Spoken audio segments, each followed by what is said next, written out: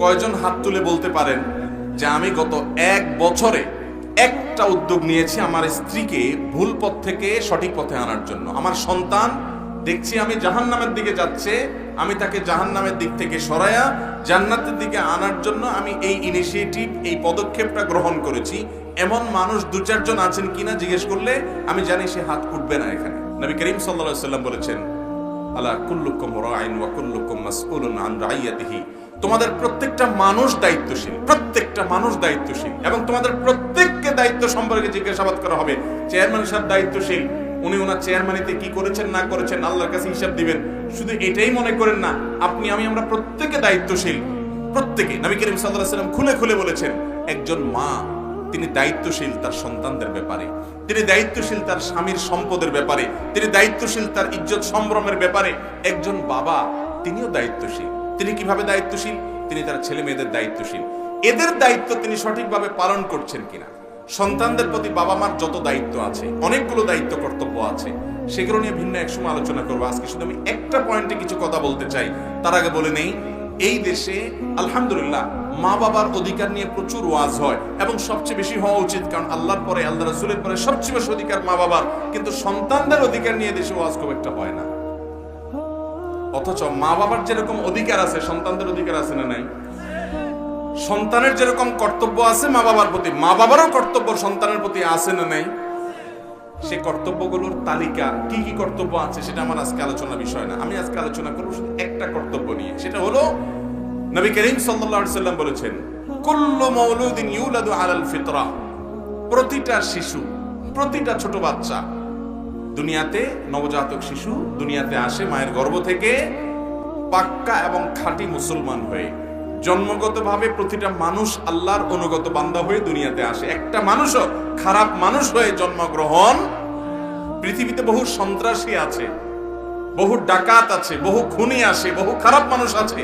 পৃথিবীতে একটাও খারাপ নবজাতক শিশু আছে? ভাইরা আমার, নবী করিম সাল্লাল্লাহু আলাইহি ওয়াসাল্লাম সেজন্য বলেছেন, প্রতিটা শিশু মাতৃগর্ভ থেকে খালেস ইমানদার হয়ে, মুসলমান হয়ে, ফেরেশতার মতো হয়ে দুনিয়াতে আসে। খারাপটা করে কে? ইল্লা আন্নাবুহু ইউহাউদানিহি আও ইউনাসরানিহি আও ইউমাজ্জিসানি।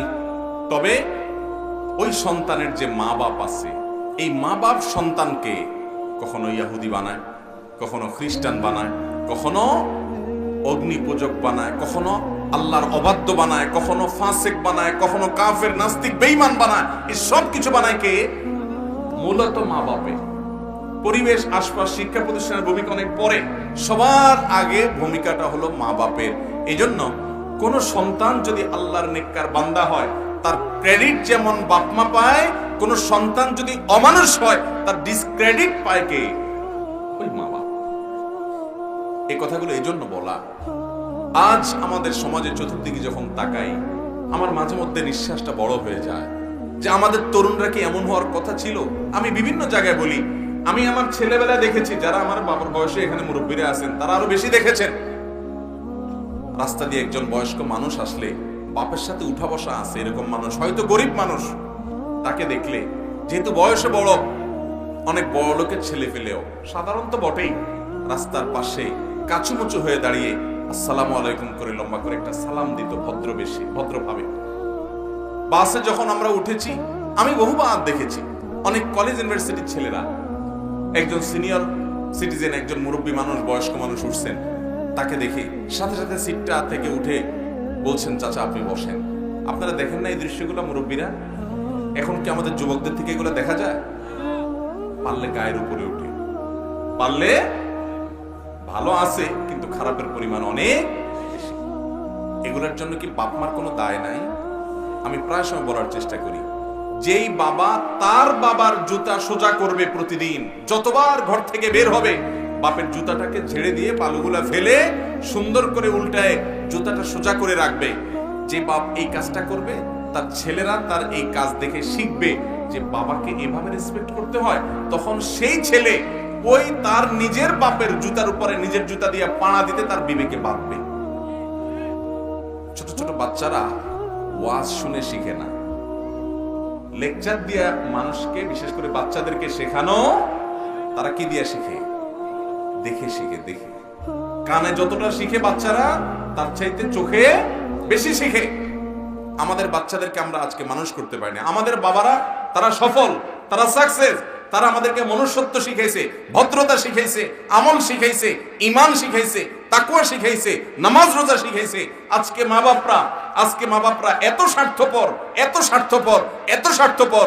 দিন শেষে শুধু পয়সা চাই, পয়সা চাই, পয়সা চাই, ক্যারিয়ার চাই। ডাক্তার হয়ে আসো, ইঞ্জিনিয়ার হয়ে আসো, ব্যবসায়ী হয়ে আসো, টাকা পয়সা আনো, জমি জমা সব কিনে ফেলো, এলাকার ঘর বাড়ি বানাও। তোমার কাছে শুধু এগুলা চাই। সন্তানকে মানুষ করার জন্য বাপ মার তেমন কোনো ভূমিকা বেশিরভাগ পরিবারে। এই একটা কারণে আপনি সেজদা দিয়েও, নামাজ পড়েও, কপালে সিল লাগাইও জান্নাতে যেতে পারবেন না। এই একটা কারণে যে আপনার ছেলে মেয়ের প্রতি আপনি কি দায়িত্ব পালন করেছেন। ঘরে ঘরে আজ যুবকরা জেনায় লিপ্ত, হারাম রিলেশনে লিপ্ত, অবৈধ সম্পর্কে লিপ্ত, চরিত্রগুলো ধ্বংস হয়ে যাচ্ছে।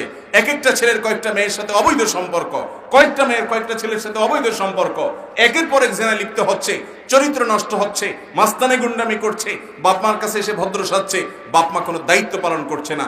ঘরে ঘরে আজ এই মহামারী হচ্ছে কি হচ্ছে না? যারা এখনো বাবা হন নাই, তরুণ যুবক আছেন, আপনারা বলছেন তা আমাদের ওয়াজ না, আপনাদের ওয়াজ। আল্লাহ আপনাদেরকে একসময় বাবা বানাবেন।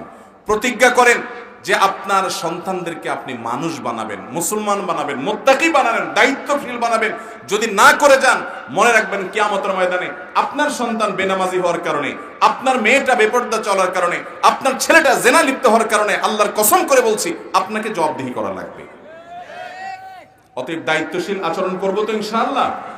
ভাইরা আমার খুব আফসোস লাগে যখন দেখি দাড়ি পাকা মুরব্বী, ওনার ছেলেটা বহু হারাম কাজে লিপ্ত, ওনার খবরও নেই, অথবা দেখেও না দেখার বান করে। অনেক বাপ মা আছে ছেলে মেয়ে হারাম রিলেশনে লিপ্ত, তিনি জানেন একটা মেয়ের সাথে বসে আলাপ করছে রুমের মধ্যে।